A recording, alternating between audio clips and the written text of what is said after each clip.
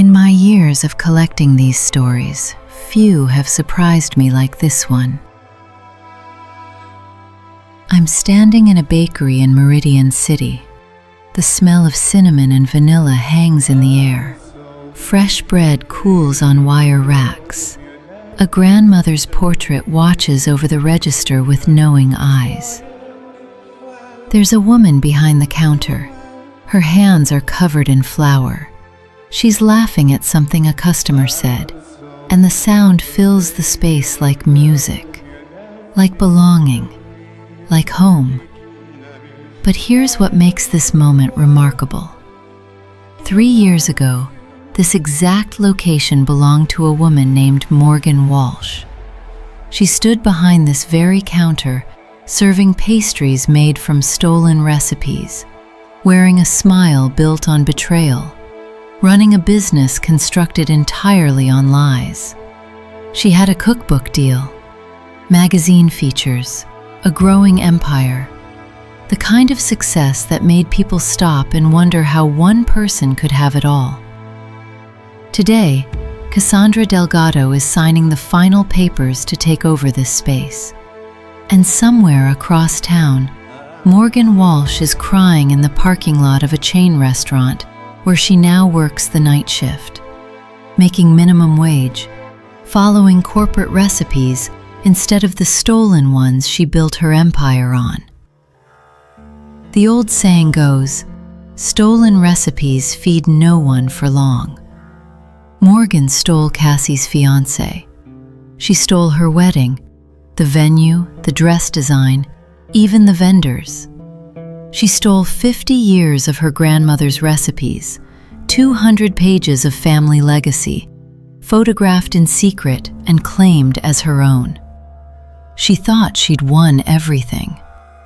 The ledger always balances. Always.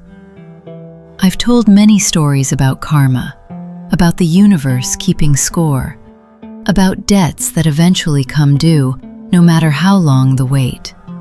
But this one is special. Because Cassie didn't just survive what Morgan did to her. She didn't just recover. She built something extraordinary from the ashes of her betrayal. And then she watched, patiently, strategically, as everything Morgan stole crumbled to dust. It took 3 years, but karma never loses the address. But to understand how sweet this victory truly tastes, we need to go back to the beginning.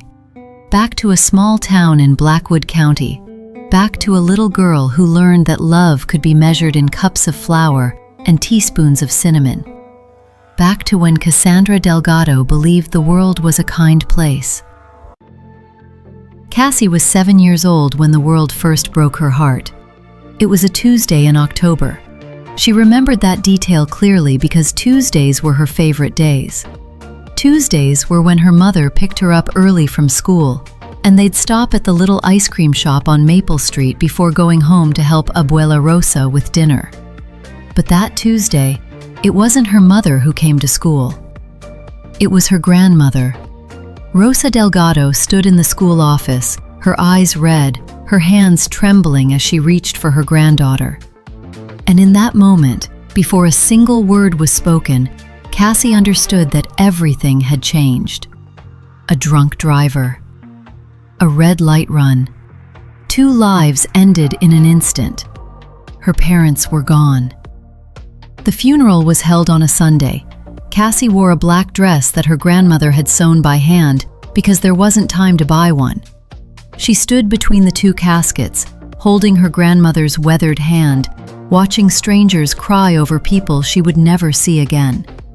She was 7 years old, and the world expected her to keep living. Abuela Rosa took her home that night to a small house on the edge of Millbrook in Blackwood County. It was a modest home, painted yellow with a small garden in the front and a kitchen that smelled perpetually of something wonderful. "Mija," her grandmother said, kneeling down to meet Cassie's eyes. "Your mama and papa are with the angels now. But you are still here. And I am still here. And we are going to be okay. Cassie didn't believe her, not then. But her grandmother didn't wait for belief. She simply started to show her. The next morning, instead of letting Cassie stay in bed, instead of letting the grief swallow them both whole, Rosa Delgado took her granddaughter by the hand and led her into the kitchen. "Today," she announced, tying a tiny apron around Cassie's waist, "we learn to make your mother's favorite, conchas." Cassie didn't want to learn. She wanted to cry. She wanted her mother back. She wanted to wake up from this nightmare and find that none of it was real. But her grandmother was already measuring flour, already cracking eggs, already humming a song that Cassie recognized from somewhere deep in her memory. And somehow, despite everything, Cassie found herself reaching for a wooden spoon. That was the day Cassandra Delgado began to heal, one recipe at a time. If you want to see how one woman turned the worst betrayal of her life into a multi-million-dollar empire, now and stay with me. This story is just getting started. Over the next decade, Rosa Delgado's kitchen became Cassie's sanctuary. Every afternoon after school, while other children played in the streets of Millbrook, Cassie stood at her grandmother's side, learning, watching, absorbing. Rosa believed that grief could be kneaded like dough, that if you kept your hands busy, your heart would eventually follow. And so, day by day, she taught her granddaughter the language of their family, a language written in flour and sugar and spices that had crossed oceans and generations to reach this small kitchen in Blackwood County. "Cooking is love made visible," Rosa would say, her weathered hands moving with the precision of decades. "When you cannot find the words, mija, let the food speak for you." Cassie learned to speak eloquently. She learned that the conchas required exactly 3 rises, no more, no less, and that rushing the process would result in bread that was dense rather than cloud-like. She learned that the secret to perfect churros was in the temperature of the oil, and that her great-grandmother Caterina had spent 2 years perfecting the ratio of cinnamon to sugar in the coating.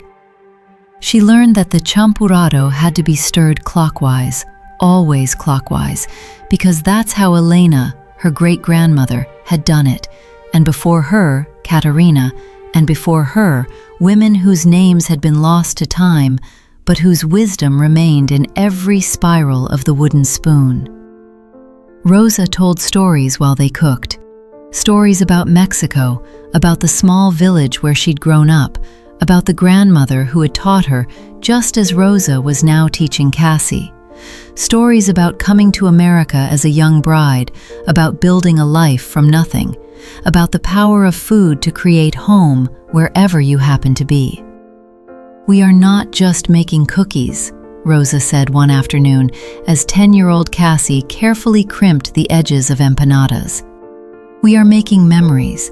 Every person who eats what we create carries a little piece of us with them. That is immortality, mija. That is how we live forever." Cassie didn't fully understand then. She was 10. Immortality was an abstract concept, something that happened to other people, in other stories, in other lives. But she understood the feeling, that warmth that spread through her chest when she saw someone bite into something she'd made, that glow of pride when Rosa nodded approvingly at a batch of wedding cookies, that sense of connection to something larger than herself, a chain of women stretching back through generations, all of them linked by flour-dusted hands and recipes passed down like sacred texts. She was learning more than how to cook. She was learning who she was. The recipe journals became Cassie's most treasured possessions long before Rosa ever officially passed them down. Rosa's recipes weren't written in cookbooks purchased from stores. They were contained in a collection of leather-bound journals, 4 of them, that dated back over 50 years. recipes passed down from Rosa's own grandmother in Mexico, techniques refined through decades of practice, secret proportions and timing methods that transformed simple ingredients into something extraordinary. These recipes, Rosa told her granddaughter one evening, pressing her hand against the worn leather cover, are not just instructions, they are stories. Each one carries the memory of the woman who created it. Your great-great-grandmother Katerina, your great-grandmother Elena, me. And now, mija, they carry you too. Cassie was 12 when she made her first perfect batch of wedding cookies, polvorones that melted on the tongue like clouds of cinnamon sugar. 14 when she mastered the tres leches cake that had been served at her grandmother's own wedding 60 years earlier. 16 when she could prepare the entire Christmas spread from memory, her hands moving through the recipes like a musician playing a familiar song. She didn't know it then, but she was building the foundation of an empire. She was also, during those years, building the foundation of a friendship that would eventually betray her. Morgan Walsh moved to Millbrook when Cassie was 8 years old. She appeared in Cassie's third-grade class one September morning, a slight girl with strawberry blonde hair and nervous eyes. The teacher introduced her, explained that she'd just moved from Meridian City, and asked if anyone would like to show her around. Cassie raised her hand. Looking back, Cassie often wondered if that single moment, that simple gesture of childhood kindness, had set everything in motion. The ledger, she would later learn, begins recording from the very first interaction. But at 8 years old, Cassie saw only what was on the surface, a lonely girl who needed a friend. She didn't see the hunger underneath. Morgan's home life was complicated.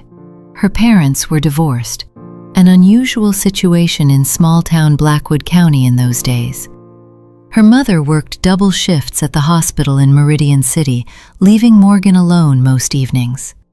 Her father had moved across the country and rarely called, so Morgan spent most of her time at Cassie's house, at Abuela Rosa's kitchen table, watching. "Your grandmother's house is so warm," Morgan said once when they were about 14. They were sitting on Cassie's bed, homework spread between them, the smell of Rosa's amaranth cookies drifting up from downstairs. "Like, it actually feels like a home, not just a place where people sleep." "It's because of the baking," Cassie said, not understanding the weight of her friend's words. "Abuela says food made with love tastes different. It feels." Morgan was quiet for a long moment. "I wish I had that." Cassie reached over and squeezed her friend's hand. "You do. You're always welcome here, you know that." And Morgan smiled. But her eyes stayed hungry. The ledger notes everything, even the things we don't say out loud. They were inseparable through high school. To the outside world, they were the perfect pair. Cassie and Morgan, Morgan and Cassie. Their names always spoken together, always linked, like two halves of the same coin. But coins have two different sides. Cassie was the baker's granddaughter, the one with the warm home and the loving family, the one whose kitchen was always full of delicious smells and whose grandmother treated every visitor like honored royalty. She had roots in Millbrook that went back generations. She belonged. Morgan was the city transplant, the one with the absent father and the overworked mother, the one who spent holidays alone because her mother couldn't get time off and there was nowhere else to go. She was always watching from the outside, pressing her face against windows of a life she desperately wanted. Cassie never saw the difference as significant. To her, Morgan was simply her best friend, the person she told secrets to, laughed with, dreamed alongside. She shared everything with Morgan freely, never imagining that each gift of intimacy might be received not as friendship, but as fuel for a growing flame of envy. "Why do you always smell like cookies?" Morgan asked once, in high school, her voice casual, but her eyes sharp. Cassie laughed. "Because Abuela basically marinates me in them, you know that." "Must be nice," Morgan said, "having someone who wants to do that for you." There were other moments, small ones, easy to dismiss individually, but together they painted a picture that Cassie refused to see. The way Morgan's jaw tightened when boys paid attention to Cassie. The way she deflected compliments aimed at her friend with subtle redirections. The way she'd probe for Cassie's insecurities and then, later, somehow make them feel larger. "You're too trusting," Morgan said once, and it sounded like a warning. It was really a promise. Morgan was there when Cassie got her heart broken for the first time by a boy named Tyler Jenkins, who'd asked another girl to prom after promising Cassie for weeks. Morgan was there when Cassie's grandmother had a health scare, a minor heart episode that turned out to be nothing serious, but terrified them both. Morgan was there for every late-night conversation, every dream shared, every fear whispered in the dark. And Cassie was there for Morgan too. She was there when Morgan's mother got remarried and Morgan felt replaced. There when Morgan struggled with her grades and feared she wouldn't graduate. There when Morgan's father finally stopped calling altogether and Morgan pretended she didn't care while crying herself to sleep. But there was always an imbalance. Cassie gave without counting. Morgan counted everything. Cassie shared her grandmother's recipes, her family traditions, her sense of belonging, all of it offered freely, with the open-handedness of someone who didn't know scarcity. Morgan accepted each gift and tucked it away, building a catalog of everything Cassie had that she didn't. 23 years of friendship, 2 decades of shared history. It meant nothing in the end. But we're getting ahead of ourselves. Abuela Rosa died 2 months after Cassie's 23rd birthday. It was peaceful, the doctors said. She went in her sleep, surrounded by the scent of the lavender she'd always kept on her nightstand, wrapped in the quilt she'd made herself 40 years earlier. Cassie held her hand until it went cold. The funeral was the largest Millbrook had seen in years. It seemed like everyone in Blackwood County had, at some point, tasted Rosa Delgado's cooking. They came with stories, with tears, with hands pressed to their hearts as they remembered birthday cakes and anniversary dinners and holiday meals that had marked the most important moments of their lives. "She fed this whole town," the minister said during his eulogy, "not just with food, but with love." Rosa left Cassie everything, the house, the small savings account, and most importantly, the recipe journals. 4 leather-bound books containing over 200 original recipes, refined over 50 years, representing 3 generations of Delgado women. "These are your inheritance," Rosa had told her once, years earlier. "Not just recipes, mija. Promise me you'll protect them. Promise me you'll pass them on." Cassie had promised. She just didn't know she'd need to protect them from her best friend. The idea for Abuela's kitchen came to Cassie 6 months after her grandmother's death. She was standing in Rosa's kitchen, her kitchen now, though it still didn't feel that way, baking a batch of the vanilla conchas she'd learned at 7 years old. The motions were automatic, comforting, and as she worked, she realized something. This was what she was meant to do. Not the marketing job she'd been working in Meridian City, not the corporate ladder she'd been half-heartedly climbing. These recipes, this kitchen, this legacy. She was going to open a bakery. Morgan, of course, was the first person she told. "Cassie, that's amazing," Morgan said, grabbing her hands across the coffee shop table where they'd met for lunch. "You're going to be incredible at this. Your grandmother's recipes? In an actual bakery? People are going to lose their minds." "You think so?" I know so. Morgan's eyes were bright, excited, hungry. Tell me everything. What's the plan? Cassie told her everything. The recipes she planned to feature, the location she was considering, a small storefront on Main Street in Millbrook that had been empty for 2 years. The name? Abuela's Kitchen. A way to honor Rosa's memory while sharing her gifts with the world. She even showed Morgan the recipe journals, all 4 of them. Morgan held them like they were holy objects, turning the pages carefully, studying the handwritten notes in the margins. Photographing a few pages for inspiration, she said, because this is so beautiful, Cassie. The way your grandmother wrote these, it's like poetry. Cassie smiled, her heart full. She didn't notice that Morgan photographed every single page. The ledger was watching, recording, waiting. Abuela's Kitchen opened on a sunny Saturday in May, 1 year after Rosa Delgado's passing. The line stretched around the block. Cassie stood behind the counter that first morning, her grandmother's portrait hanging on the wall behind her, tears streaming down her face as she boxed up polvorones and conchas and tres leches cupcakes for customers who'd driven from as far as Meridian City to taste what they'd heard about.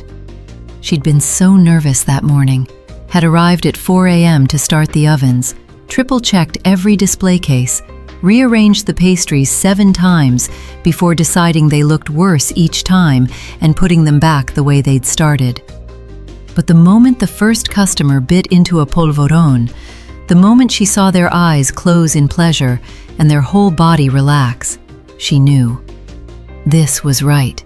This was exactly what she was supposed to be doing. By noon, she was sold out. By evening, she was already planning her expansion. By the end of the first month, Abuela's Kitchen was the most talked-about bakery in Blackwood County. People came from everywhere, from other towns in Blackwood County who'd heard about the little bakery on Main Street with the Mexican grandmother's recipes, from Meridian City, where food bloggers had begun posting about their finds, from as far away as the state capital, where a politician's wife had tasted the tres leches at a charity function and become obsessed. The Millbrook Gazette ran a feature on the bakery in the second month. The headline read, "Local woman keeps grandmother's legacy alive through baking." Cassie framed that article, hung it on the wall next to Rosa's portrait. Sometimes, late at night, when she was alone in the kitchen, she'd talk to that portrait, tell Rosa about the day's customers, about the little girl who'd cried happy tears when she tasted her first concha because it tastes like a hug, about the elderly man who'd wept into his coffee because the tres leches reminded him of his own mother, gone now for 30 years. "They're tasting you, Abuela," she'd whisper. "Every single one of them. You're still here." And in the quiet of the kitchen, she could almost hear her grandmother humming. The next 3 years were the best of Cassie's life. She hired her first employee, a teenager named Sophie Martinez from the high school, and taught her the same way Rosa had taught Cassie, patiently, lovingly, with stories woven into every lesson. Then she hired more. 4 staff members by year 2, 8 by year 3. The bakery expanded to include a small cafe section where customers could sit and enjoy their pastries with coffee. She began catering local events, weddings and graduations and anniversary parties, where her grandmother's recipes created memories for new generations of families. A wedding planner told her, "Your desserts make people cry, good tears, the kind that mean something." Cassie couldn't imagine a higher compliment. She was featured in the Meridian City Herald, then in a regional food magazine, then on a local morning show where she demonstrated how to make traditional Mexican hot chocolate the way her great-great-grandmother Caterina had made it 100 years earlier. The host of that show took a sip of the chocolate live on air and couldn't speak for 10 seconds. "I think I just understood what people mean by comfort food," she finally said. Cassie was building something remarkable. And through it all, Morgan was right there beside her. Morgan had become an event planner by then, running her own small business that specialized in weddings and corporate functions. She sent clients to Abuela's kitchen regularly, promoted Cassie on social media, helped with branding decisions and marketing strategies.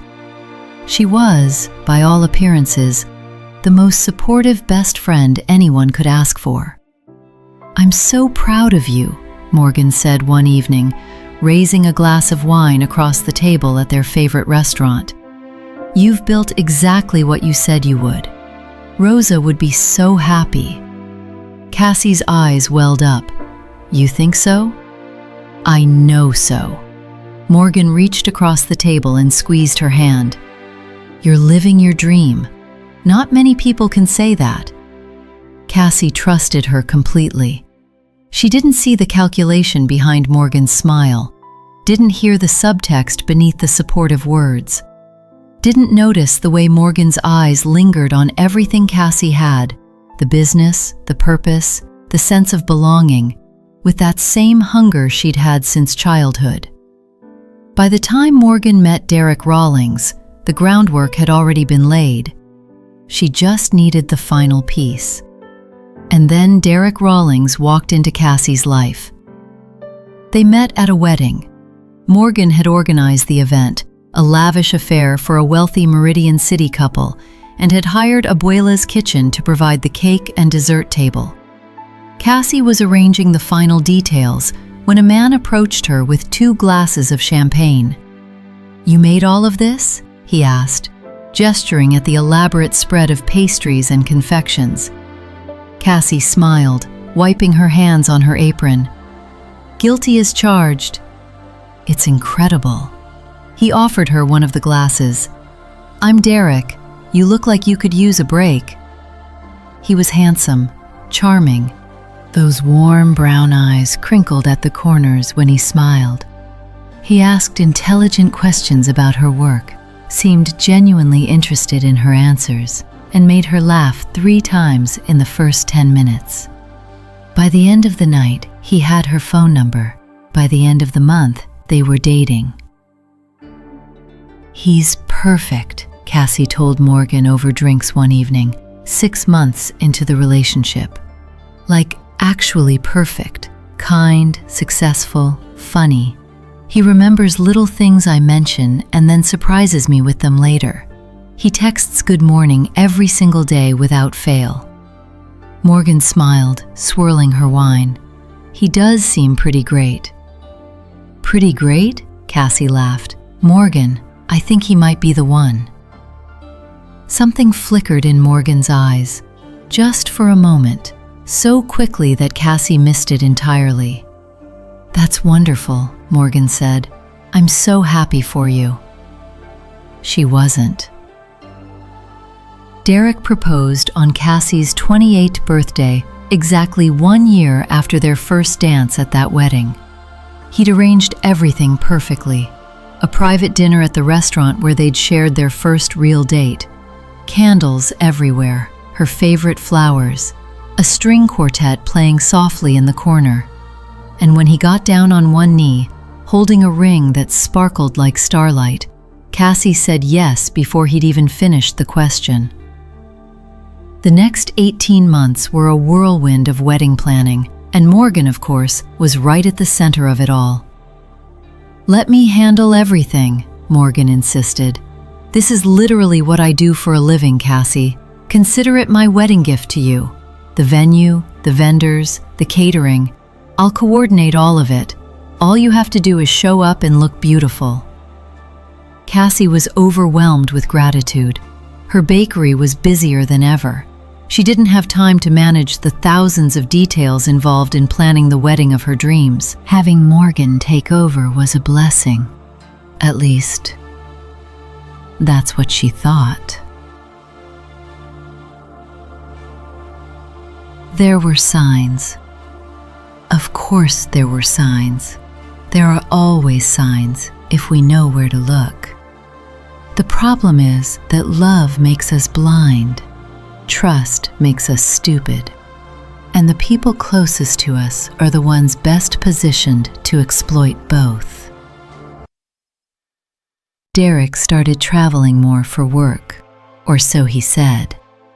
Real estate deals in Meridian City that required overnight stays, client dinners that ran late, weekend showings that couldn't be rescheduled. At first, Cassie believed every explanation. Why wouldn't she? Derek had never given her a reason to doubt him. He was the man who remembered every small thing she mentioned, who showed up with flowers for no reason, who held her hand in public and looked at her like she was the only woman in the world. But slowly, so slowly that she almost didn't notice, things began to change. When he was home, he was different, distracted, always checking his phone, always stepping into another room to take calls. He stopped reaching for her hand, stopped meeting her eyes across the room with that warm smile she loved, stopped asking about her day in that genuine way that made her feel seen. The man who'd once seemed so fully present now seemed to be somewhere else entirely, even when he was sitting right beside her. "It's just stress," he said when Cassie asked. "Big deal closing, you know how it is." She wanted to believe him, so she did. Wanting to believe something is often enough to make us see it. We interpret evidence through the lens of what we hope is true. We explain away inconsistencies. We silence the small voice in the back of our minds that whispers something is wrong. Cassie silenced that voice over and over again until she couldn't anymore. And Morgan? Morgan was everywhere. She stopped by Derek's office to discuss wedding logistics, alone. "Just picking up some samples," she'd say. "Didn't want to bother you when you're so busy with the bakery." She texted him directly about vendor choices, cutting Cassie out of conversations to not bother you with every little detail. She laughed a little too long at his jokes, touched his arm a little too often, found excuses to be wherever Derek was, even when Cassie wasn't available to join them. Looking back, the affair was obvious. A best friend and a fiancé, thrown together constantly by wedding planning, with time and opportunity and, apparently, mutual desire. But at the time, Cassie saw only what she wanted to see. Her best friend helping with her wedding. Her fiancé being polite to her best friend. Nothing more. Once, Cassie walked into her own living room to find them sitting close on the couch, heads bent together over Morgan's phone, laughing at something. They jumped apart when they saw her. "Wedding stuff," Morgan said quickly, trying to decide on the seating chart. The seating chart didn't require sitting that close, didn't require the guilty flush on Morgan's cheeks, didn't require the way Derek's eyes slid away from Cassie's. But Cassie nodded, forced a smile, because the alternative was unthinkable. Because doubting Morgan meant doubting 23 years of friendship. Because doubting Derek meant doubting everything she'd believed about her future. That night, lying in bed next to Derek's sleeping form, she felt something cold settle in her chest. She didn't have a name for it then, didn't recognize it for what it was, but that cold feeling was the first crack, the beginning of the end of her ability to unsee what was right in front of her. The ledger was recording every moment, every lie, every glance, every touch that shouldn't have happened, waiting for the balance to come due. She told herself she was being paranoid. She told herself that Morgan would never do that to her. She told herself that Derek loved her. She was wrong about all of it. The phone call came 2 weeks before the wedding. Cassie was at the bakery, frosting a batch of cupcakes for a client pickup, when her phone buzzed. The screen showed the name of their venue, Rosewood Manor, a beautiful historic estate an hour outside of Meridian City. "Hi, this is Cassie Delgado," she answered, cradling the phone between her ear and shoulder while she continued working. "Is everything okay with the booking?" The voice on the other end was confused. "I'm sorry, Ms. Delgado. I'm just calling to confirm the new date. Your planner reached out yesterday about moving the event from the 18th to this Saturday?" Cassie's hands stopped moving. "I'm sorry. What? The date change? She said there was a family emergency or something, and you needed to move it up. She's already here today with the groom doing final walkthroughs. I just wanted to confirm that—" Cassie didn't hear the rest of the sentence. The phone slipped from her hand and clattered to the floor. She drove to Rosewood Manor in a daze. The whole way there, her mind kept trying to construct reasonable explanations. A misunderstanding, a prank, a different Cassie Delgado, a different event planner, a different world than the one she thought she lived in. But when she pulled into the manor's circular driveway and saw Derek's car parked next to Morgan's, she knew. The truth hit her like a physical blow. She walked through the manor's doors on legs that didn't feel like her own, followed the sound of voices to the grand ballroom, pushed open the ornate doors, and saw everything. The decorations she had chosen, the flower arrangements she had selected, the cake design she had sketched herself, brought to life by her own bakery.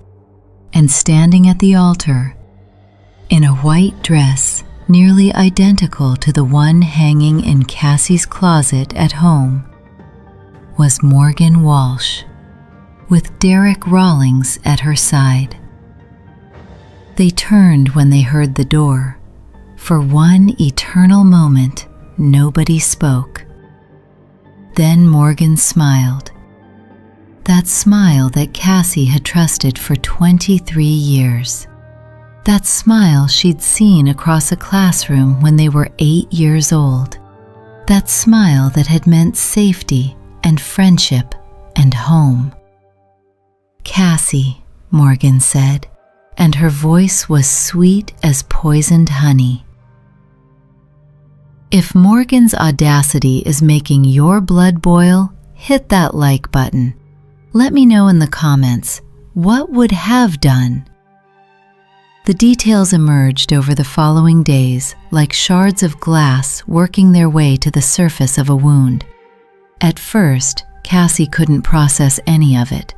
She sat in her car outside Rosewood Manor for 2 hours, unable to drive, unable to think, unable to do anything but stare at the dashboard while her world collapsed around her. When she finally made it home, she found that Derek had already been there. His things were gone, the closet half empty, the bathroom stripped of his toiletries. Only his side of the bed remained unchanged, still rumpled from that morning when she'd kissed him goodbye and told him she loved him. He'd set it back. He'd set it back, and then he'd driven to Rosewood Manor to marry her best friend. The full scope of the betrayal revealed itself piece by piece. Morgan and Derek had been having an affair for 8 months. 8 months, half their engagement. Every work trip Derek took was actually a rendezvous with Morgan. Every vendor meeting Morgan scheduled was a date with Cassie's fiancé. Every smile, every hug, every moment they'd looked at Cassie with warmth in their eyes. All of it was a lie. The wedding at Rosewood Manor wasn't supposed to be Cassie's. It was never going to be. Morgan had used all of Cassie's planning, all of her ideas, all of her vendor relationships to create her own perfect day with Cassie's groom. She'd had Cassie pay for deposits, thousands of dollars, charged to Cassie's credit card under the guise of wedding planning, now funding Morgan's celebration. She'd used Cassie's own bakery to make the cake. The staff had worked overtime to complete what they thought was their boss's wedding dessert. They'd put extra love into every tier. She'd worn a dress based on Cassie's design, a design she'd seen in Cassie's notebook, sketched during late-night dreaming sessions about the perfect day. And she'd convinced Derek to sign the marriage license the day before Cassie discovered them, a courthouse ceremony that made the elaborate Rosewood event nothing more than a celebration of their theft. They were already married by the time Cassie walked through those doors. The first night was the worst. Cassie didn't sleep, couldn't sleep. She sat in her grandmother's rocking chair, the one Rosa had brought from Mexico, the one she'd rocked infant Cassie in after her parents died, and stared at nothing until the sun came up. Her phone buzzed constantly. Messages from friends who'd seen Morgan's social media posts, from family who didn't know what to say, from vendors asking about the sudden change in plans. She didn't answer any of them. Around 3 in the morning, she found herself in the kitchen, making conchas. Her hands moved automatically through the motions her grandmother had taught her, muscle memory taking over when conscious thought failed. Knead, rise, shape, bake. She made 6 dozen, then she threw them all away. They tasted like ashes, like everything else in her life. The town of Millbrook split in half. Some people rallied around Cassie, regulars at the bakery who'd watched her build something beautiful from grief. Friends from school who remembered when Morgan was the new girl and Cassie was the one who welcomed her. Rosa's old friends who came by with casseroles and sympathy and righteous anger on her behalf. But others believed Morgan's version. Morgan had been busy while Cassie was frozen in shock. She'd crafted a narrative and uploaded it to social media before Cassie had even driven home from Rosewood Manor. Sometimes, Morgan wrote in a carefully curated post, love finds you in unexpected places. Derek and I never meant to hurt anyone, but when you find your soulmate, you have to follow your heart. Cassie was a good friend, but she was never right for him. Sometimes being a true friend means letting go, even when it's hard. We wish her nothing but happiness. The comments were full of congratulations, of people praising Morgan for her bravery, of strangers calling Cassie bitter and jealous and unwilling to accept that Derek had found true love. She stopped reading after the first 100. The ledger was recording everything, every lie, every post, every smiling face in those wedding photos that should have been Cassie's. Karma takes notes. It never forgets an entry. The next 6 months were the darkest of Cassie's life since losing her parents. She went through the motions, opened the bakery each morning, smiled at customers, boxed pastries and made change and said all the right things, but inside, she was hollow. Some mornings she couldn't get out of bed, would lie there staring at the ceiling, trying to find a single reason to face the day. The bakery saved her. Those customers needed her. Those employees depended on her. That legacy demanded her attention even when she wanted to disappear. So she got up, every single day, even when it hurt. She lost 15 pounds, couldn't eat. The smells that had always brought her comfort, cinnamon and vanilla and fresh bread, now made her stomach turn. Everything tasted like the betrayal she couldn't escape. She stopped going out, stopped seeing friends, let her phone go to voicemail more often than not. The world felt like a minefield, and any step might remind her of something she'd shared with Morgan. A restaurant, a store, a song on the radio that they'd danced to at some long-ago party. The worst part wasn't losing Derek. Looking back, she could see the cracks in that relationship, the warning signs she'd ignored, the fundamental weakness in a man who could deceive someone so thoroughly for so long. Derek was a symptom. Morgan was the disease.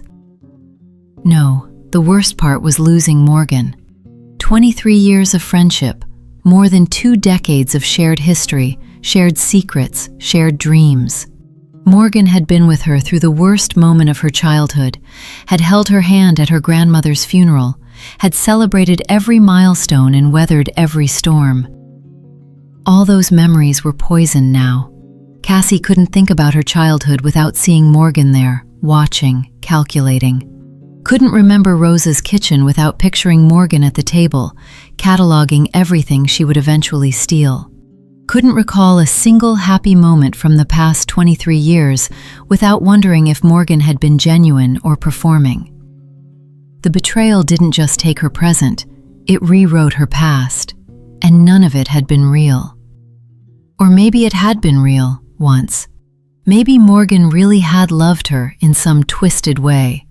Maybe the 8-year-old girl who'd moved to Millbrook with nervous eyes had genuinely wanted a friend. But somewhere along the way, that girl had been replaced by something else. Something that wanted what Cassie had. Something that believed taking it was justified. Cassie would never know for certain. There were nights she dreamed about Morgan. Good dreams, the worst kind, where they were teenagers again, laughing in Cassie's bedroom, planning their futures, promising to be best friends forever. She'd wake up from those dreams and remember, and the grief would hit all over again. The dead, Rosa used to say, only truly die when we stop speaking their names. The living could die the same way. You just had to stop believing in who you thought they were. All she knew was that she'd lost her fiancé, her best friend, and her faith in her own judgment, all in a single afternoon. She'd spent 23 years trusting someone who didn't deserve it. What else had she gotten wrong? What other relationships were built on sand? What other people were waiting for their chance to take what she had? The paranoia was exhausting, but she couldn't shake it. Slowly, painfully, Cassie began to rebuild. Not her trust, that would take years, but herself. Her sense of who she was, independent of the relationships she'd lost. She started therapy. A woman in Meridian City named Dr. Chen, who specialized in betrayal trauma and let Cassie cry for the entire first 3 sessions without saying a single word. Grief isn't linear, Dr. Chen told her eventually. Neither is recovery. Some days you'll feel like you're making progress. Some days you'll feel like you're back at square one. Both are part of the process. How long does it take? Dr. Chen smiled gently. However long it takes. Cassie poured herself into the bakery, into creating new recipes, into honoring her grandmother's legacy while building something distinctly her own. And she made a decision. She was going to survive this, not just endure it.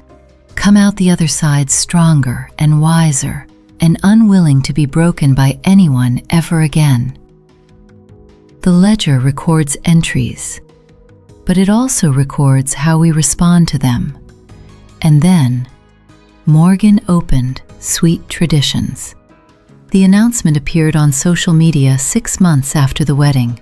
"Exciting news," Morgan posted, alongside photos of a beautiful storefront in Meridian City's trendiest neighborhood.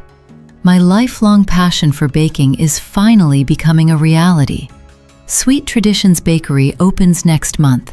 Come taste the love." Cassie stared at the post for a long time. Morgan had never baked a single thing in her life, not once.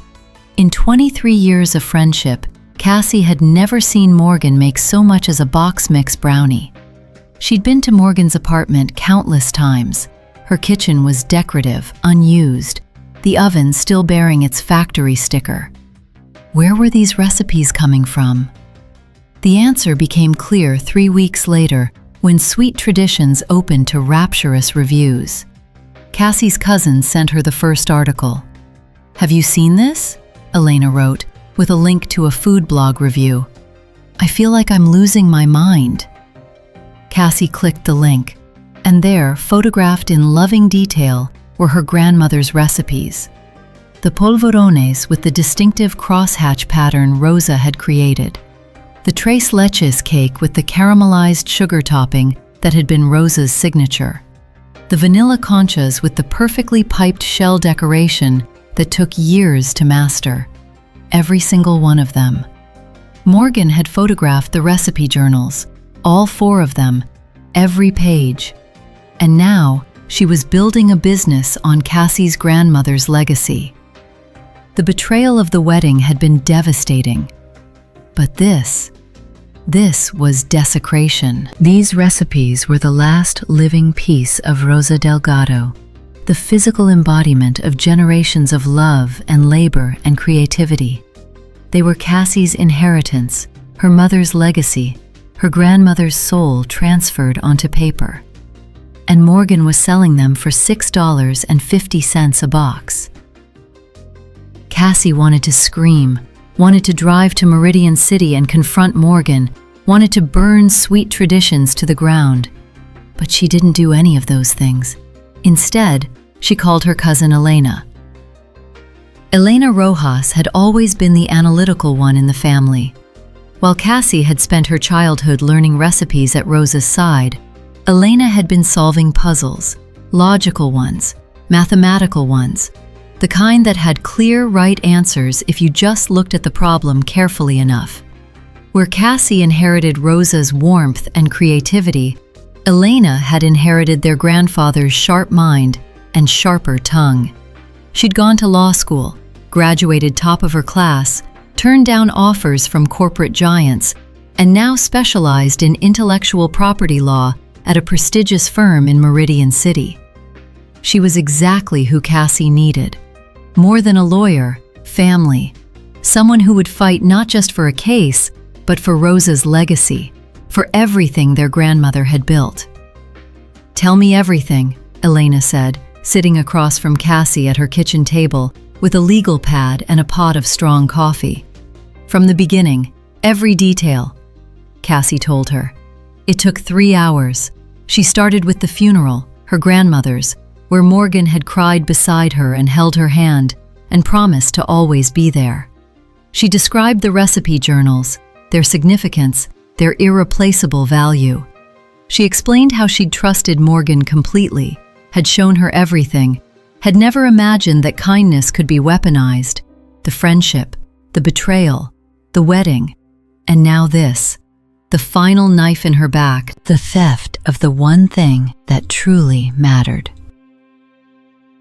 Elena listened without interrupting. She made notes, asked occasional clarifying questions, and when Cassie finished, she sat in silence for a long moment. Then she smiled.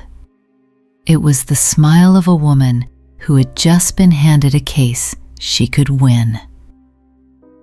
"She made a mistake," Elena said. "A big one." "What do you mean?" "Morgan thinks she got away with this." Elena leaned forward, her eyes sharp. "She thinks that because she photographed the recipes and didn't physically steal the journals, she's in the clear.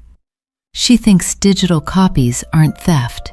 She thinks inspiration is a defense." Elena shook her head. "But that's not how trade secret law works. Those recipes are your intellectual property. They have documented provenance going back decades. Have the originals. She has stolen copies. And she's commercializing them without any attempt at disguise. So I can sue her?" "You can destroy her." Elena's eyes gleamed. "But we have to be smart about it." She pulled out a clean sheet of paper and began sketching a timeline. Right now, Sweet Traditions is new, small.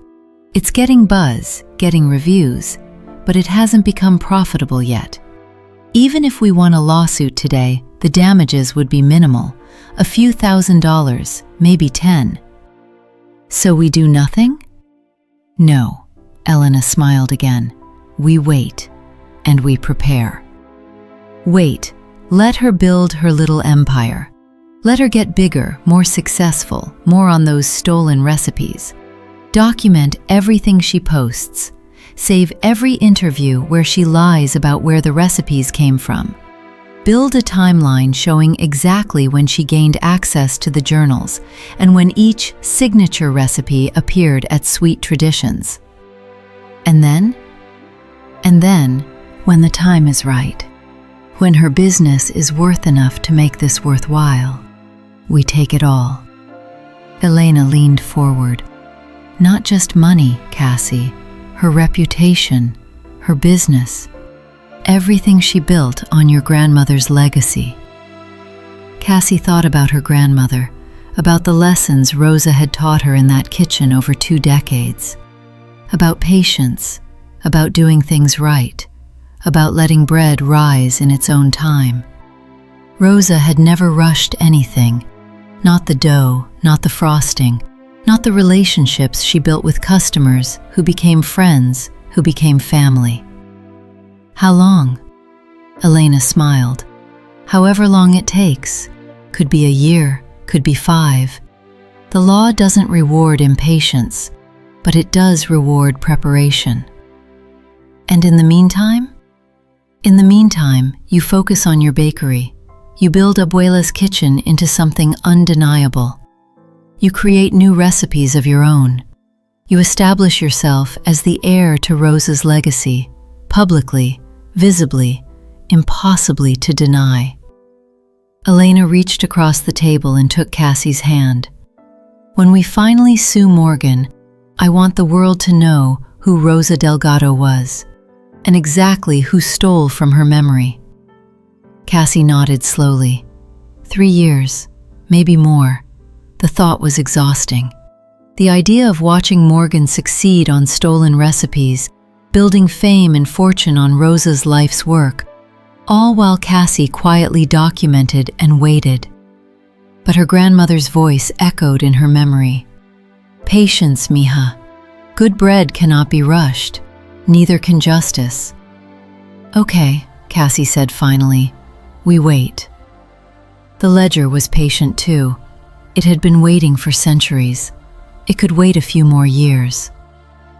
We're at the turning point. Subscribe now and turn on notifications, because what happens in that courtroom, it's worth the wait. The next 3 years were a study in strategic patience. Cassie could have wallowed, could have let Morgan's success eat away at her, could have made impulsive moves that would have undermined everything. Instead, she built. Abuela's kitchen expanded, first to a second location in downtown Millbrook, then to a catering kitchen that could handle events of any size. Cassie hired a manager for the original store and began developing new recipes, her own creations, inspired by her grandmother's techniques, but distinctly her own. She discovered that she had more inside her than she'd known. She also began the careful work of documenting everything. Elena had given her a checklist. Every photograph Morgan had ever posted was saved. Every review that mentioned specific recipes was archived. A timeline was constructed, showing exactly when Morgan gained access to the journals and when each signature recipe appeared at Sweet Traditions.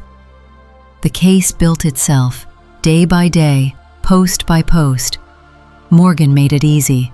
She was so proud of her recipes that she couldn't stop talking about them. She did interviews about her grandmother's influence, lying about a grandmother she'd barely known. She posted videos demonstrating techniques that Rosa Delgado had spent decades perfecting. Every word was recorded. Meanwhile, Cassie was learning a different kind of lesson. James Worthington walked into Abuela's kitchen on a rainy Thursday afternoon, exactly 2 years after Morgan's wedding. He was looking for a birthday cake. He was tall, distinguished, the kind of man who seemed comfortable in his own skin, even while dripping rainwater onto her floor with an umbrella that had clearly seen better days. He had kind eyes, tired but kind, and a smile that reached them when he looked at the display cases. "My daughter turns 7 next week," he explained, water dripping from his umbrella onto the tile floor. She's very specific about what she wants. It has to be vanilla. It has to have pink frosting. And it has to have butterflies. Real-looking butterflies, she was very clear. Cassie smiled despite herself. I think I can manage that. How many butterflies are we talking? As many as possible, James said, his tired eyes crinkling with amusement. She counted the ones on her last cake. From the big box store, there were 12. She was disappointed. I can do better than 12. I was hoping you'd say that. They talked for an hour. Cassie hadn't meant to. She had orders to fill, paperwork to complete, a business to run. But something about James Worthington made her want to keep talking. James was an architect, successful, established, recently relocated to Blackwood County from Meridian City after his wife passed away 3 years earlier. Cancer. Quick and brutal and completely unfair. He was raising his daughter Sophie alone, doing his best to create normalcy in the wake of tragedy. Cassie knew something about that. You lost your grandmother, James said at one point. It wasn't a question. He was looking at Rose's portrait on the wall. Recently? 3 years ago. Not as recently as your wife, but yes. He nodded slowly. Grief doesn't have an expiration date, does it? People expect you to move on after some socially acceptable amount of time, but it doesn't work like that. No, Cassie agreed, it doesn't. They looked at each other for a long moment, two people who understood loss, who knew what it meant to rebuild after everything fell apart. This place is extraordinary, James said finally, looking around at the warm wood and the grandmother's portrait and the cases full of beautiful pastries. You can feel the history in here, the love. It's in the walls. That's the nicest thing anyone said to me in a long time. He met her eyes. Then people haven't been paying attention. The cake turned out beautifully. Cassie had spent 3 hours on the butterflies alone, 42 of them, each hand-painted with edible colors, each more detailed than the last. She'd never put that much effort into a stranger's birthday cake before. But James wasn't a stranger anymore. Something about that hour of conversation had shifted something inside her. The first crack in the wall she'd built around herself after Derek, after Morgan. Sophie declared it the best birthday cake in the history of the world, which James reported back via text message the following week, along with photos of a beaming 7-year-old covered in pink frosting. She wants to know if you can make her wedding cake someday, James wrote. I told her she's 7 and has time to decide. She said she's decided. She wants butterflies on that one too. Cassie read the message 3 times, found herself smiling. A month later, he stopped by again. For scones, he said, but he stayed for 2 hours. The second visit became a third, then a fourth. Coffee became lunch. Lunch became dinner. Cassie found herself looking forward to his visits in a way she hadn't looked forward to anything in years. James was different from Derek in every way that mattered. Where Derek had been charming, James was genuine. Where Derek dazzled, James steadied. Where Derek made grand romantic gestures, James showed up quietly, with coffee when she was stressed, with patience when she was struggling, with a steady presence that asked nothing in return. 2 months after that first visit, he asked Cassie to dinner. She hesitated. It wasn't that she didn't want to. Part of her, a growing part, wanted to desperately. But another part of her was terrified. The last time she'd trusted a man, he'd been sleeping with her best friend. The last time she'd believed in love, it had been used to destroy her. "I'm not asking for a commitment," James said gently, reading her hesitation. "Just dinner. Two people who enjoy each other's company, sharing a meal. Whatever this is or isn't, we can figure it out together." She said yes. James knew about Morgan, knew about Derek, knew about the stolen recipes and the elaborate betrayal and the lawsuit that was slowly being constructed in the background. Cassie told him everything over that first dinner. Hadn't meant to, had planned to keep things light, casual, safe. But the wine loosened her tongue, and his genuine interest loosened her defenses. And before she knew it, she was telling this gentle man with the kind eyes about the worst moments of her life. He didn't flinch, didn't judge, didn't offer unsolicited advice about what she should have done differently. He just listened. And when she was done, he reached across the table and took her hand. "I'm sorry you went through that," he said. "Nobody deserves that kind of betrayal, especially not someone who clearly loved as deeply as you did." Cassie felt tears prick her eyes. "Some people might say I was stupid, for trusting her, for not seeing it coming." "Some people are idiots." James's voice was firm. "Trust isn't stupidity. Love isn't weakness. The failure here belongs to the people who betrayed you, not to you for believing them." "Does it bother you?" Cassie asked later, curled next to him on her couch weeks later. "That I'm carrying all of this?" James considered the question carefully. He was always careful, always thoughtful. It was one of the things she loved about him. "I think," he said slowly, "that everyone carries something. Grief, anger, old wounds that haven't fully healed." He turned to face her. "What matters is what you do with it, and you're not letting it destroy you. You're building something instead." "It still hurts." "I know." He pulled her closer. "But you're hurting and building at the same time. That's not weakness. That's strength." Cassie thought about her grandmother, about polvorones made through tears at 7 years old, about rising from grief to create something beautiful. Maybe Rosa had taught her more than recipes after all.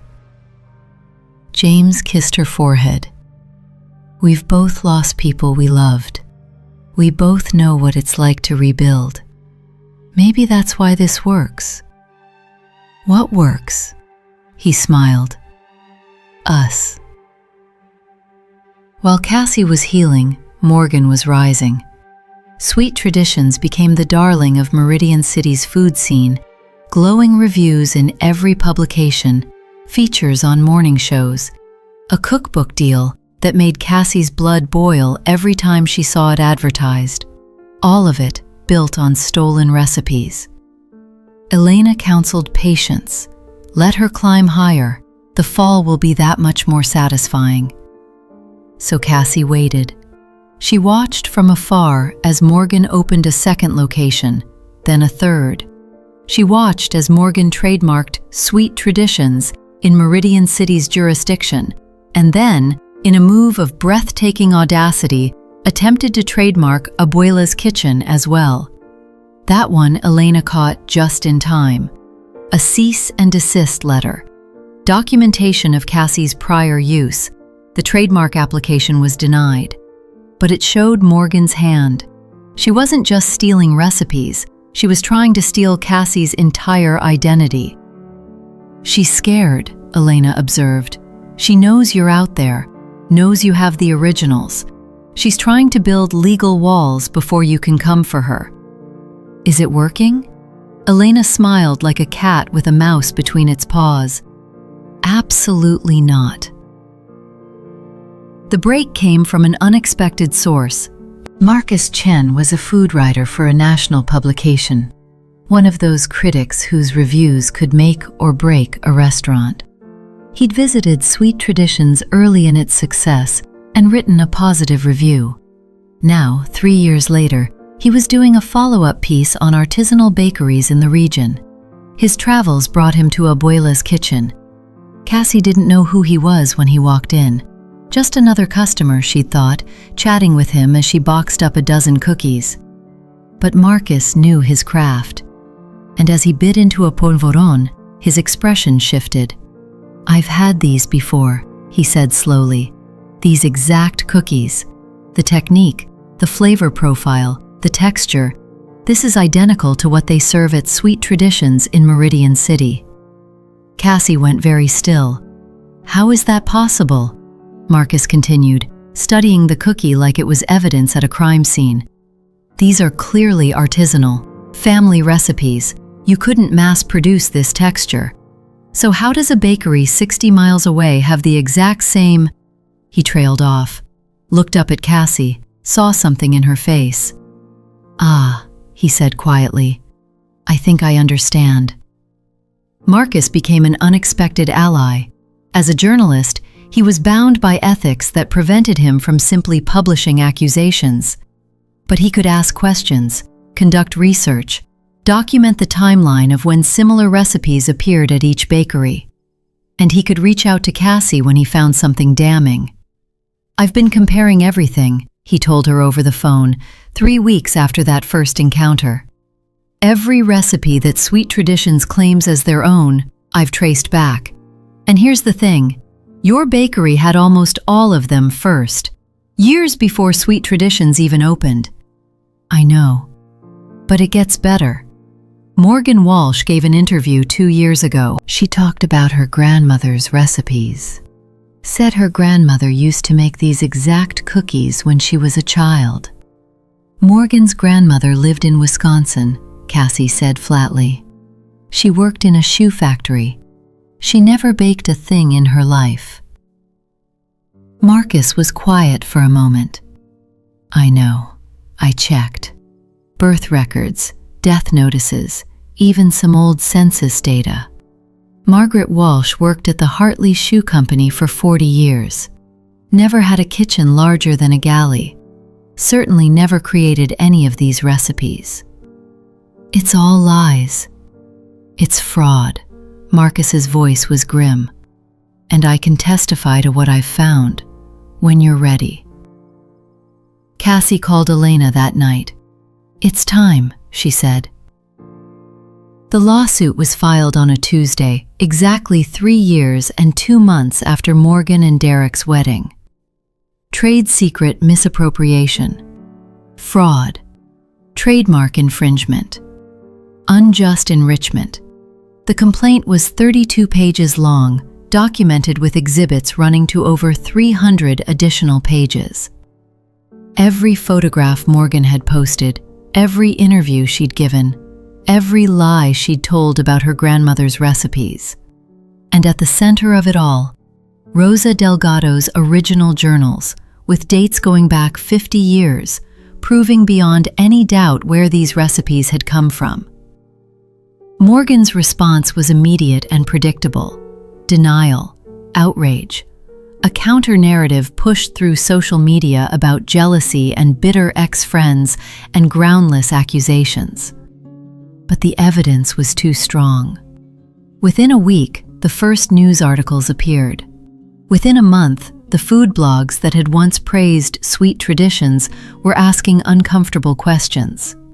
Within 3 months, when discovery began and Morgan's lawyers saw the full scope of what Cassie had documented, settlement offers started coming. Elena rejected them all. "We're not settling," she told Cassie. "We're going to trial. We're going to win. And when we do, is going to know what she did." The ledger was finally being balanced. The trial took place in Meridian City on a cold morning in February. Cassie had imagined this moment 1,000 times over 3 years, had rehearsed what she would say, how she would feel, whether she would be strong enough to face Morgan across a courtroom and tell the truth about everything that had been taken from her. When the moment came, she found that she was ready. Morgan looked different than Cassie remembered. Thinner, older. The stress of the lawsuit had carved lines into her face that hadn't been there before.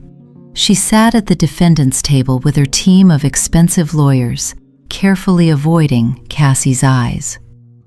But Cassie looked at her anyway, studied her former friend with something that wasn't quite anger anymore. It had transformed over 3 years into something else, something like pity. Morgan had stolen everything she thought she wanted: the man, the recipes, the success.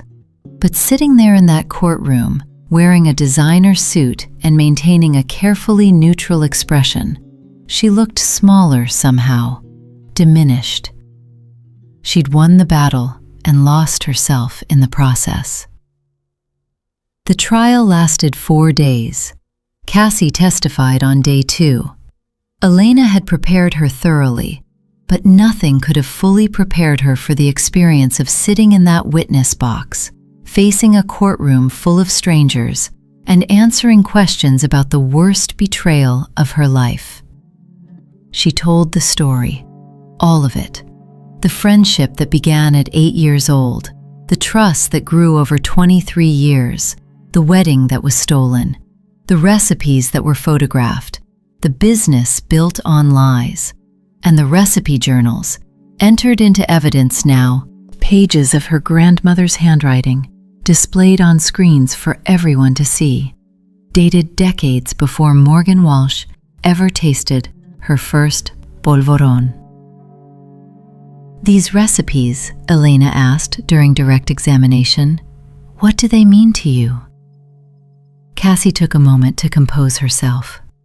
"They're not just recipes," she said finally. "They're my grandmother, my mother, my great-grandmother, and her mother before her.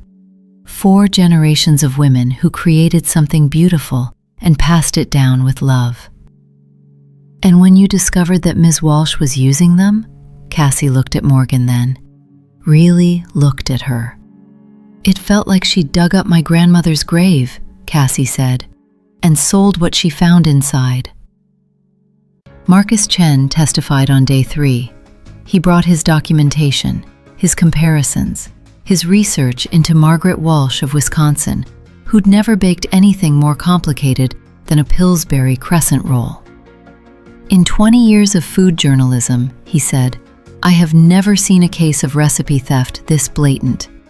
These aren't inspired by recreations. These aren't similar techniques that evolved independently. These are exact copies, photographed from the original source and reproduced without any attempt at modification." The defense tried to argue coincidence, tried to suggest that Rosa Delgado's recipes weren't original, that similar cookies and cakes existed all over Mexico, that Morgan could have learned these techniques anywhere. But the details were too specific. The unusual proportions, the unconventional techniques, the marginal notes about timing and texture that appeared in Rosa's journals and then showed up, word for word, in the training materials Morgan had given her employees. The evidence was overwhelming. Morgan took the stand on day 4.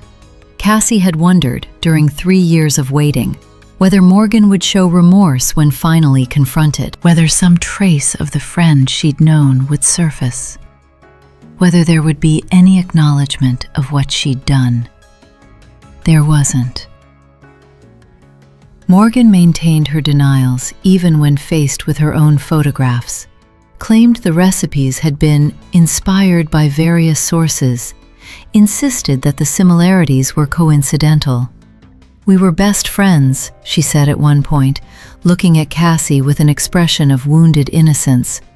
"I loved her like a sister. I would never have done what she's accusing me of." The courtroom was silent. Cassie watched Morgan's performance with a strange sense of detachment. This was the woman she'd trusted for 23 years, the woman she'd invited to share her most precious family traditions, the woman who had sat at Rosa's kitchen table 1,000 times, eating cookies and pretending to be grateful. And here she was, lying under oath, with the same smile she'd worn while photographing those recipe journals. Some people never change, they just reveal who they always were. Elena stood slowly. "Ms. Walsh," she said, "you testified that you loved the plaintiff like a sister, is that correct?" "Yes." "And yet you had a sexual affair with her fiancé for 8 months before eloping with him 2 weeks before her wedding." Morgan's face went red. Her lawyers objected, citing relevance. "Goes to credibility, Your Honor," Elena said calmly. "The witness has testified about the nature of her relationship with my client. The court should know the full context of that relationship." The judge considered for a moment. "I'll allow it. The witness will answer." Morgan's composure cracked, just slightly. "That was a complicated situation. Love doesn't follow rules." "No," Elena agreed, "but the law does." She picked up a document from her table. "Let me show you Exhibit 23. This is metadata from your phone, extracted during discovery. It shows that on March 14th, 3 years ago, you took 847 photographs in the home of Cassandra Delgado. I was helping her with the wedding, taking pictures of..." "The wedding decorations weren't in her grandmother's recipe journals, Ms. Walsh." Elena clicked to a new slide on the courtroom screen. "Here's a comparison. On the left, a page from Rosa Delgado's journal, dated 1987. On the right, page 43 of your employee training manual, created 18 months ago. Would you read the highlighted text for the court?" Morgan's voice was barely audible. "Mix the 3 milks in a ratio of 8, 5, 3 tablespoons. Identical wording, isn't it? Including the unusual ratio that Rosa Delgado developed through 6 years of personal experimentation." Morgan's lawyer objected. "Counsel is testifying." "I'll rephrase." Elena's voice was steel wrapped in silk. "Ms. Walsh, can you explain how your training manual came to contain the exact same wording, letter for letter, as a journal entry written 30 years before you claim to have developed these recipes yourself?" Morgan had no explanation. Her eyes found Cassie's across the courtroom. For the first time, something real flickered there, not remorse exactly, but recognition. The recognition that she'd been caught. That the elaborate house of cards she'd built was collapsing. Elena continued. "Let me show you Exhibit 47. Another slide, another page from Rosa's journal next to Sweet Traditions documentation. This is the syrup proportion for Tres Leches cake. Your training document says 8, 5, 3 tablespoons of the 3 milks. That unusual ratio appears nowhere else in any published recipe we could find. In Rosa Delgado's journal, where she developed it over 6 years of experimentation. How do you explain that?" Morgan's voice trembled. I researched so many different sources. You photographed these journals on March 14th. Your bakery opened 6 months later featuring these exact recipes. That's not research, Ms. Walsh. That's theft. You photographed over 200 pages of proprietary recipes belonging to your best friend. You used those photographs to build a business worth over $2 million. You attempted to trademark her family's name. And when confronted, you lied repeatedly about the origins of recipes that date back 4 generations in the Delgado family. Elena let the silence stretch. "No further questions, Your Honor." By the time Elena finished, Morgan was crying. But Cassie felt nothing. No satisfaction, no triumph, just a weary kind of completion. The ledger balanced itself. It didn't require celebration. The jury deliberated for 3 hours. When they returned, the 4 persons stood with a piece of paper that would change everything. On the count of trade secret misappropriation, we find for the plaintiff. Cassie exhaled. On the count of fraud, we find for the plaintiff.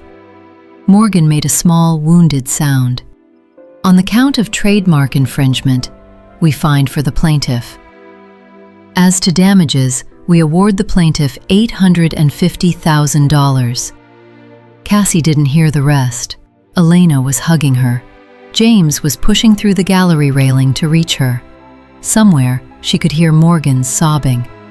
But all she could think about was her grandmother's kitchen, the smell of cinnamon and vanilla, the feel of a wooden spoon in her hand at 7 years old. "We did it, Abuela," she whispered. "We made it right." If that verdict was as satisfying for you as it was for me, drop the word karma in the comments right now. The aftermath unfolded over the following months like a wave finally reaching shore anymore. The day after the verdict, the story went viral. Local news picked it up first. A simple human interest piece about a small-town baker who'd won a lawsuit against her former best friend. But the story had elements that captured something universal: betrayal, patience, justice. Within a week, it had spread to national outlets. By the end of the month, Cassie had turned down 3 interview requests, and Ellen's producers had left 2 messages. She didn't want to be famous for this, didn't want Morgan's downfall to become her identity, but she did want people to know the truth. So she gave one interview, a thoughtful piece in a women's magazine that focused less on revenge and more on recovery, on building something when everyone expects you to fall apart, on trusting yourself again after the worst possible betrayal. The article was titled, "The Baker Who Refused to Break." Sweet Traditions closed less than 60 days after the verdict. Morgan was required to cease using any recipes matching those in Rosa's journals, which meant, essentially, all of them. She was required to rebrand completely, to destroy all training materials, to start over from nothing. She couldn't do it. The brutal truth was that Morgan had never been a baker. She'd been a thief wearing a baker's costume. Without Cassie's grandmother's recipes, she had nothing to sell. No skills to fall back on. No original creations to pivot toward. Without the stolen recipes, Sweet Traditions was just an empty storefront with expensive equipment and employees who'd been trained in techniques they were now legally forbidden to use. The Meridian City location, the flagship store that had been the pride of Morgan's empire, went into foreclosure. Then the second location, then the third. The closing sales were covered by the same food bloggers who'd once praised Morgan's genius, how a bakery empire crumbled when its recipes turned out to be stolen. The Sweet Traditions scandal, what we knew and when. From darling to disgraced, the fall of Morgan Walsh. By summer, Sweet Traditions existed only in memory, and in the ledger that recorded its rise and fall. Morgan filed for bankruptcy shortly thereafter. The $850,000 judgment, combined with legal fees and lost revenue, had destroyed her financially. She'd put everything into the business. The house Derek had bought them, their savings, even a loan from her mother that had strained that relationship beyond repair. By the time the dust settled, she had nothing. The last Cassie heard, Morgan was working the night shift at a chain restaurant on the outskirts of Meridian City, making cookies from a corporate recipe book, following someone else's instructions. For the first time in her life, living without the things she'd stolen. There was poetry in that, though Cassie tried not to dwell on it. Vengeance wasn't the same as justice, and justice wasn't the same as peace. What Morgan had become wasn't Cassie's responsibility. Cassie had moved on. She hoped, genuinely hoped, that Morgan would find a way to do the same. But the universe did seem to have a sense of irony. As for Derek, the marriage lasted 18 months after the wedding. Cassie heard about the divorce through the Millbrook Gossip Network, that inexhaustible source of information that flows through small towns like groundwater. Derek had been caught cheating on Morgan multiple times, with multiple women. It started during the lawsuit, while Morgan was stressed and distracted, trying to defend herself against the accusations. Derek had found comfort elsewhere, with a paralegal at his real estate firm, with a client whose home he was showing, with the wife of a friend from the golf club.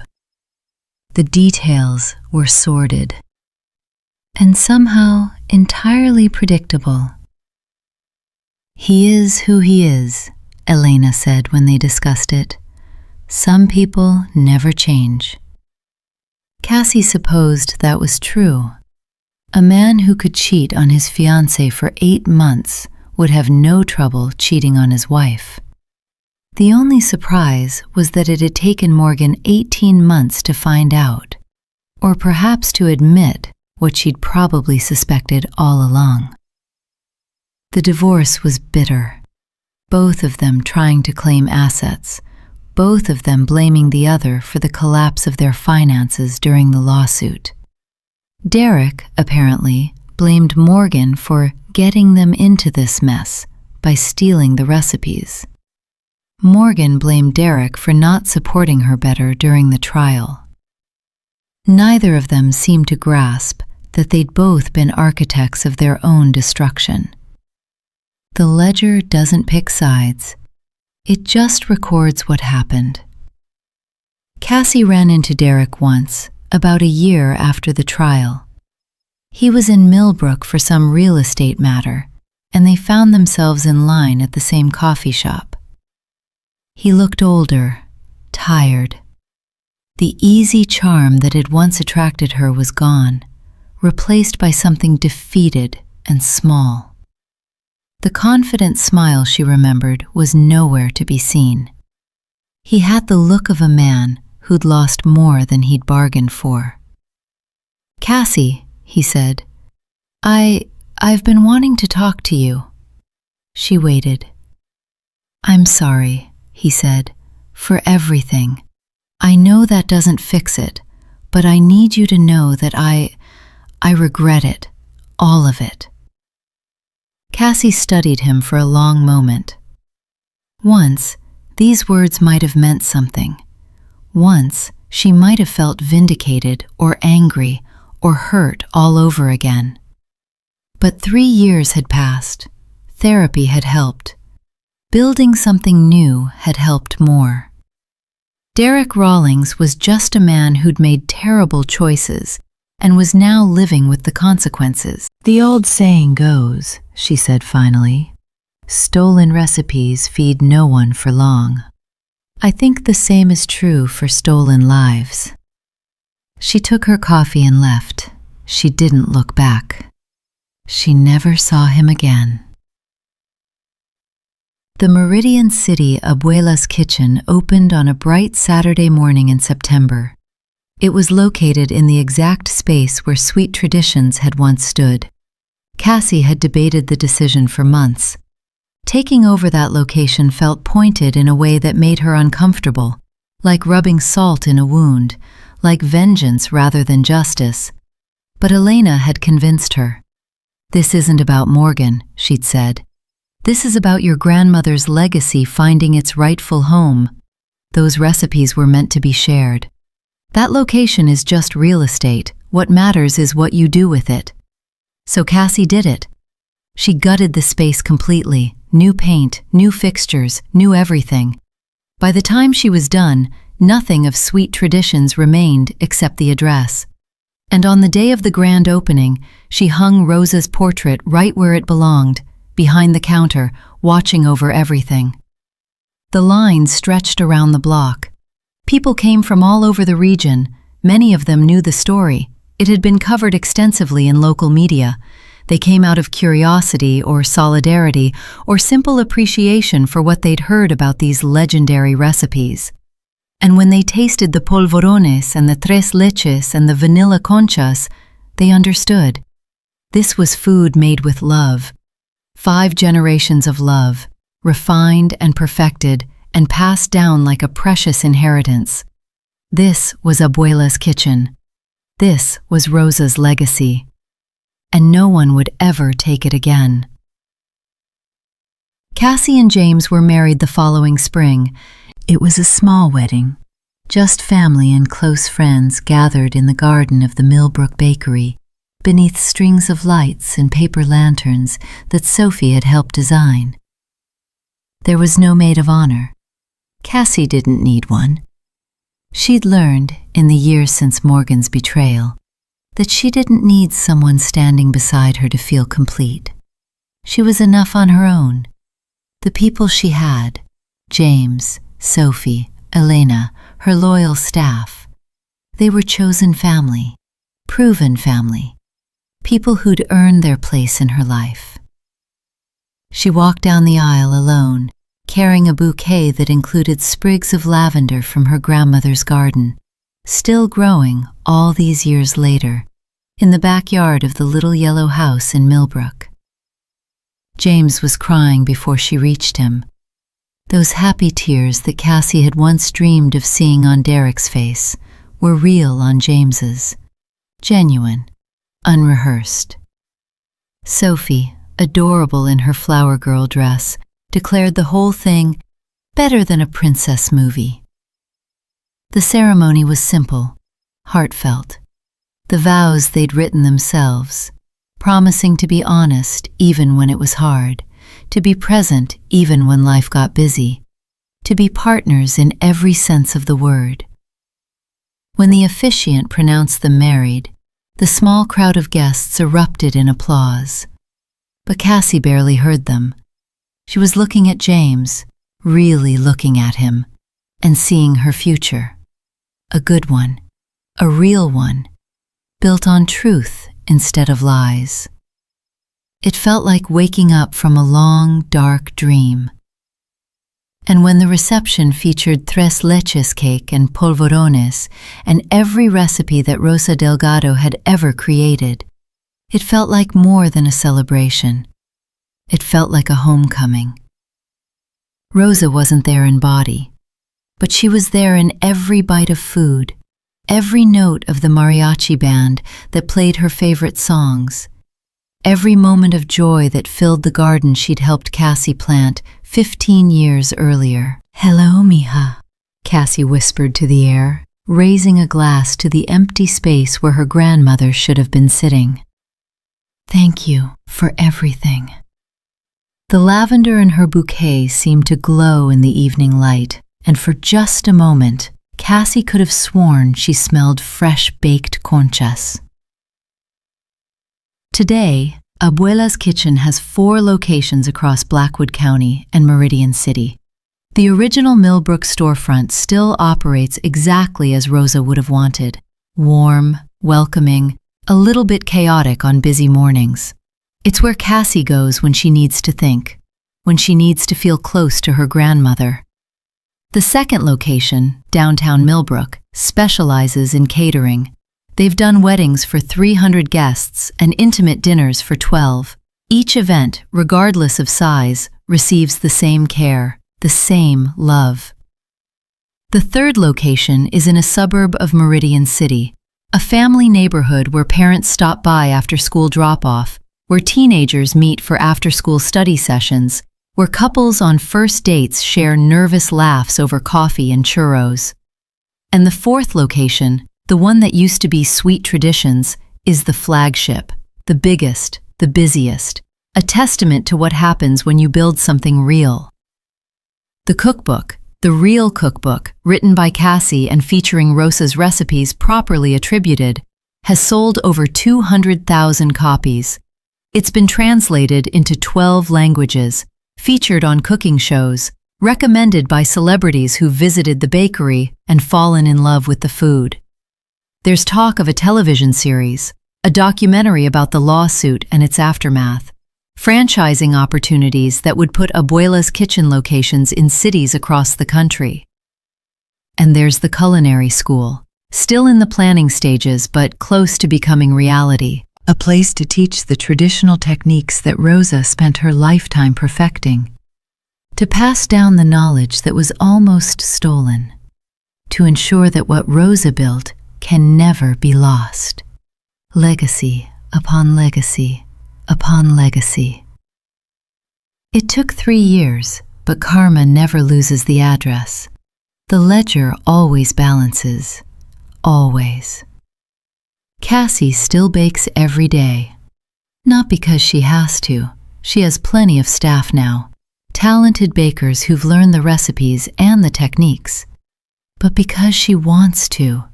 Because baking is how she talks to her grandmother.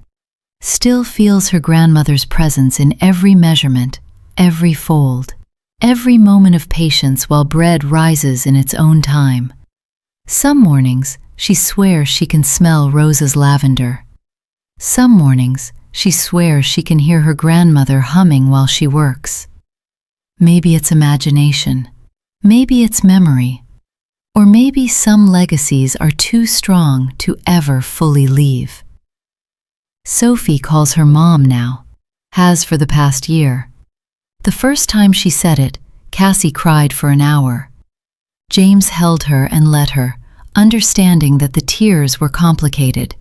Joy and grief and healing all tangled together. "You're going to be an amazing mother," he said. "You already are."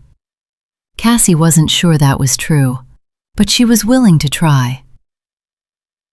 Here's what I've learned from Cassie's story. First, document your intellectual property before sharing it with anyone. Cassie recovered what was stolen because she had proof, her grandmother's original journals, with dates that couldn't be disputed. 50 years of handwritten notes, provenance that went back generations. If she hadn't had that documentation, Morgan might have gotten away with everything. The recipes would have become Morgan's in the eyes of the law, simply because she was the one commercializing them first in certain jurisdictions. Protect your creations. Timestamp your work. Keep records that prove you were there first. Because you never know who might decide to steal what you've built. Second, trust takes years to build and seconds to destroy, but so do empires built on theft. Morgan spent 23 years cultivating Cassie's trust, 2 decades of friendship, thousands of shared moments, a lifetime of memories. She burned it in an afternoon. And the empire she built on that betrayal crumbled just as quickly when the truth came out. 3 years of success erased in 3 hours of jury deliberation. Easy come, easy go. Third, the best revenge is building something too successful to ignore. Cassie could have spent 3 years obsessing over Morgan's success, could have let the injustice consume her. Could have made herself small while Morgan grew large. Instead, she expanded her own bakery, developed new recipes, grew her business, found love again. By the time she finally took action, she was operating from a position of strength, not weakness. She had more to lose, but she also had more to fight for. Don't shrink in the face of someone else's success. Grow bigger, build better. Let your life be the most eloquent argument against their crimes. Fourth, time is often your greatest ally in seeking justice. Elena was right to counsel patience. If Cassie had sued immediately, the damages would have been minimal. Sweet Traditions was still a small bakery. Morgan's theft hadn't yet become profitable. By waiting until Morgan's business was established, until there was real money at stake, Cassie maximized both the financial recovery and the public impact. Sometimes the best move is no move at all. Sometimes patience is a strategy, but this requires faith.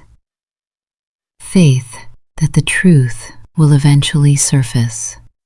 Faith that justice, though delayed, will eventually arrive.